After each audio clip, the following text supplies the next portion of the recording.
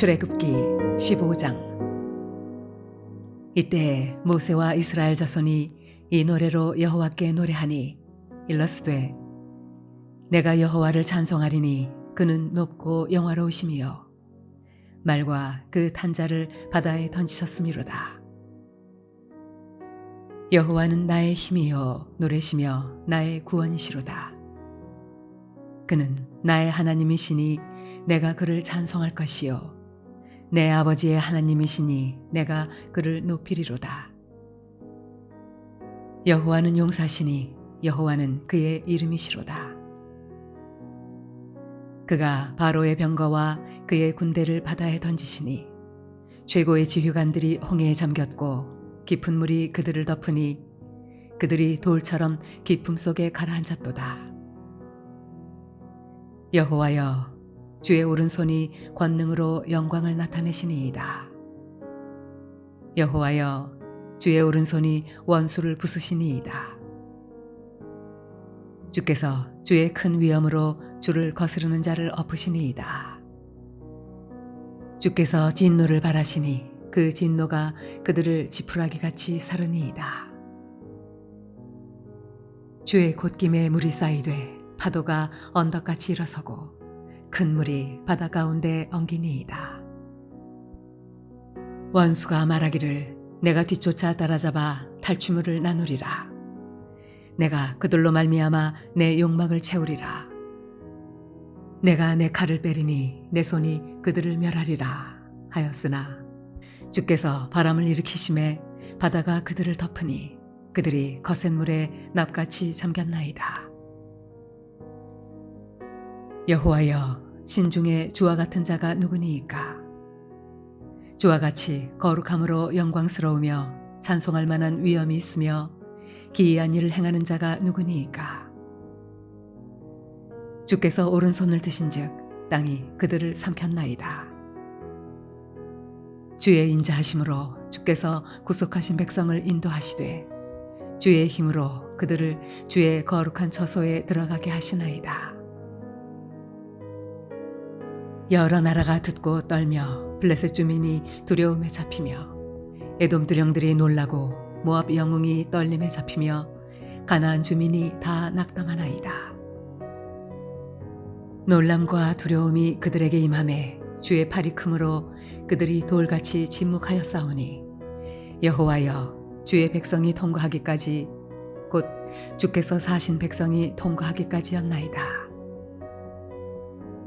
주께서 백성을 인도하사 그들을 주의 기업의 산에 심으시리이다. 여호와여 이는 주의 처소를 삼으시려고 예비하신 것이라. 주여 이것이 주의 손으로 세우신 성소로소이다. 여호와께서 영원 무궁하도록 다스리시도다 하였더라. 바로의 말과 병거와 마병이 함께 바다에 들어가매 여호와께서 바닷물을 그들 위에 되돌려 흐르게 하셨으나 이스라엘 자손은 바다 가운데서 마른 땅으로 지나간지라. 아론의 누이 선지자 미리암이 손에 소고를 잡음에 모든 여인도 그를 따라 나오며 소고를 잡고 춤추니 미리암이 그들에게 화답하여 이르되 너희는 여호와를 찬송하라. 그는 높고 영화로우심이요 말과 그 탄자를 바다에 던지셨음이로다 하였더라. 모세가 홍해에서 이스라엘을 인도하매 그들이 나와서 수르 광야로 들어가서 거기서 사흘 길을 걸었으나 물을 얻지 못하고 마라에 이르렀더니 그곳 물이 써서 마시지 못하겠으므로 그 이름을 마라라 하였더라. 백성이 모세에게 원망하여 이르되 우리가 무엇을 마실까 하매 모세가 여호와께 부르짖었더니 여호와께서 그에게 한 나무를 가리키시니 그가 물에 던지니 물이 달게 되었더라. 거기서 여호와께서 그들을 위하여 법도와 율례를 정하시고 그들을 시험하실세 이르시되 너희가 너희 하나님 나 여호와의 말을 들어 순종하고 내가 보기에 의를 행하며 내 계명에 귀를 기울이며 내 모든 규례를 지키면 내가 애굽 사람에게 내린 모든 질병 중 하나도 너희에게 내리지 아니하리니 나는 너희를 치료하는 여호와임이라. 그들이 엘림에 이르니 거기에 물샘 12과 종려나무 70그루가 있는지라. 거기서 그들이 그 물 곁에 장막을 치니라.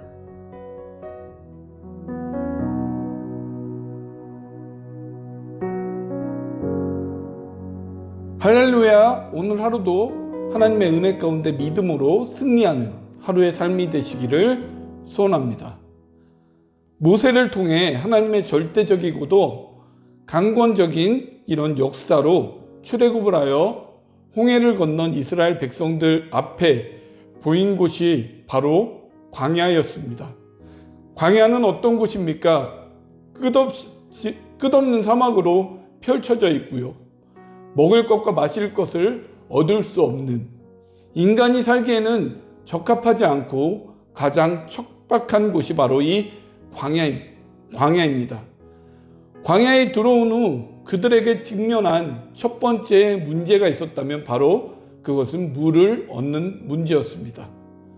물은 인간의 생명과 직결된 것이고 가장 필요한 것이었기에 이들은 물을 찾아 다녔습니다. 사흘길을 찾아 다녔지만 물을 얻지 못했습니다. 아무것도 없는, 더군다나 낮에는 40도가 넘는 날씨에 밤에는 10도 이하로 떨어지는 쌀쌀한 날씨 가운데 3일길을, 그것도 한두 명이 아닌 200만 명의 사람들이 찾아다녔다라고 생각해 보면 찾아다닌 이 3일길은 그들에게는 너무나 큰 고통이었을 것입니다. 3일길을 다닌 후에 비로소 마라라는 곳에 이르게 되었지만 그곳의 물은 마실 수 없을 정도의 쓴 물이었습니다. 이로 인해 이스라엘 백성들은 모세에게 원망하게 되고, 또한 모세는 하나님께 부르짖음으로 나무를 물에 던짐으로써 쓴물이 단물로 변하게 되는 역사를 경험하게 됩니다.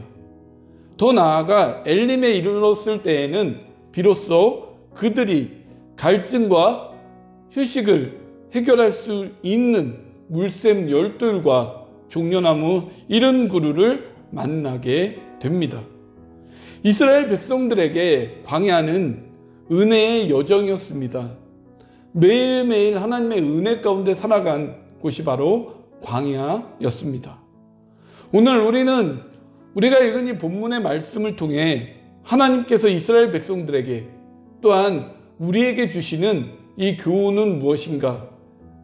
오늘 발을 들이게 된 이 광야의 여정 가운데서 우리는 그 교훈을 발견하고 찾는 시간이 되고자 합니다. 첫째로, 우리의 모든 삶은 하나님의 은혜임을 기억하는 삶이어야 합니다. 이스라엘 백성들이 하나님 앞에 받은 은혜는 무엇입니까? 그것은 바로 홍해를 건너는, 인간이 감히 할 수 없는 하나님의 놀라운 능력과 역사, 은혜를 경험하게 된 것입니다. 이 큰 은혜를 경험한 후에 은혜를 유지할 새도 없이, 은혜에 감사하고 감격할 겨를도 없이 또 다른 시험에 봉착하게 되었습니다.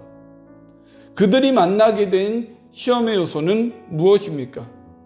스루 광야에서 겪게 된 시험입니다.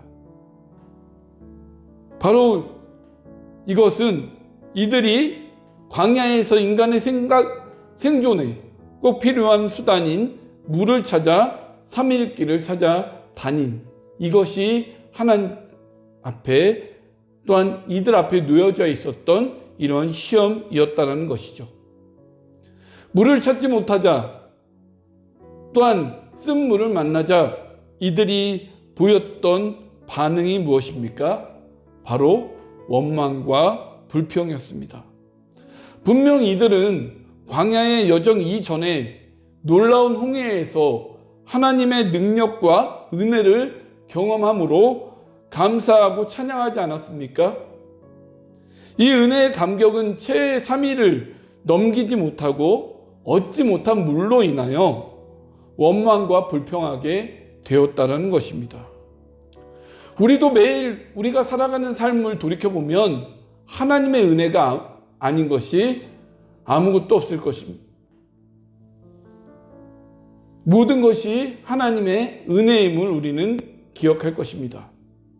그런데 매일 하나님의 은혜 가운데 우리가 살아가지만 우리가 하나님께 받은 은혜의 감격과 감사가 얼마나 지속이 되고 있습니까?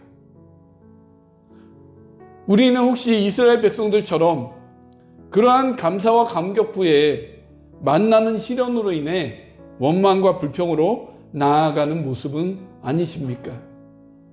설령 우리 가운데 시련이 놓여지고 어려움의 환경이 있다라고 할지라도 그 모든 것이 하나님의 은혜임을 기억하면서 우리가 그 가운데 감사와 감격이 우리의 매일의 삶 가운데 지속되어지는 삶의 모습이 있어야 할 줄 믿습니다.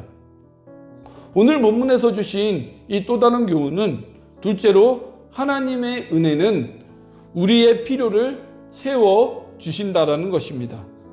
하나님은 이스라엘 백성들이 하나님의 말씀에 불순종하고 원망이나 불평할 때에 그들에게 진노하고 징계를 내리셨습니다.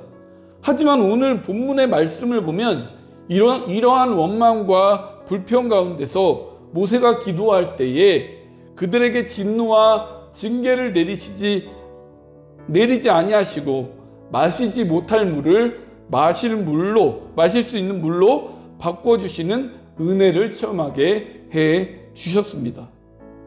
이스라엘 백성의 광야의 여정은 인간의 연약함과 나약함을 알게 하는 동시에 하나님의 은혜가 아니면 살아갈 수 없음을 깨닫게 하는 공간이었다는 것입니다. 더불어 하나님은 그들이 꼭 필요한 이 물을 공급해 주셨다라고 하는 사실입니다. 우리 인생의 삶은 광야의 여정이라 할 수 있습니다. 내가 나의 능력과 힘으로 사는 것 같지만 하나님의 은혜 아니면 살아갈 수 없는 것이 바로 우리의 인생임을 기억해야 합니다. 인생의 삶이 모두가 동일하지 않고 더 많은 시련이나 어려움을 겪기도 하고 또한 시련과 어려움의 경중이 사람에 따라 다르기도 하지만 이 가운데서 우리가 살아가는 삶의 모습, 그 모든 것, 주신 모든 것이 우리에게 가장 필요한 요소임을 알고 하나님께서 그 가운데 가장 좋은 것을 주신 분임을, 이것이 우리에게는 은혜임을 기억하며 살아가는 것이 필요합니다. 그럴 때 그 사람에게는 참된 기쁨과 만족과 감격 속에서 하나님께 더 영광 돌릴 수 있는 삶을 살게 된다는 것입니다. 우리의 눈앞에 보여지는 현실을 바라보게 되면 과연 감사할 것들, 기뻐할 것들, 감사하고 만족할 것들이 얼마나 많이 있겠습니까? 그것을 넘어서 그 가운데 역사하시고 또한 날마다 인도하시고 함께 하시는 하나님을 바라보면서 그 은혜에 감사하며 또 우리에게 주어지는 이 모든 현실이 우리에게 가장 필요한 요소임을 우리가 기억하면서 그 하나님의 은혜 가운데 기쁨으로 살아가시는, 만족함으로 살아가시는 우리의 삶이 되시기를 소원합니다. 세 번째로 하나님께서 이 말씀 가운데 주시는 교훈은 가장 풍성한 은혜의 자리를 주심을 바라보며 참고 인내해야 한다라는 것입니다. 지금 이스라엘 백성들에게 인도하신 최고의 은혜의 자리는 어디입니까? 매일매일이 은혜의 자리이고 매일매일이 은혜의 공간이고 매일매일이 은혜의 현실이었지만 바로 물샘 열둘과 종려나무 70그루가 있는 엘림이었다는 것입니다. 분명 이스라엘 백성들은 인간적인 기준으로는 절대 할 수 없는 홍해를 건너는 하나님의 기적과 은혜를 경험했고요. 또한 이렇게 하나님의 은혜와 그 능력을 경험을 한 그 부분들 속에서 자신 앞에 놓여져 있는 시련과 연단의 과정 속에서 하나님이 채워주셨고 또한 하나님이 채워주실 그 은혜를 바라보며 끝까지 참고 인내해야 하는 모습들이 그들 가운데 나타나야 하지 않았겠습니까?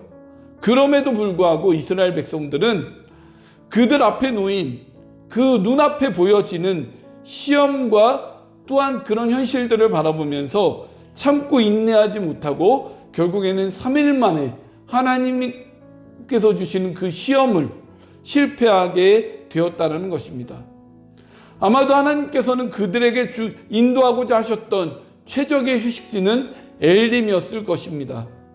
조금만 참고 더 견뎠더라면 쓴물로 인한 괴로움과 아픔도 경험하지 않았을 것이고요.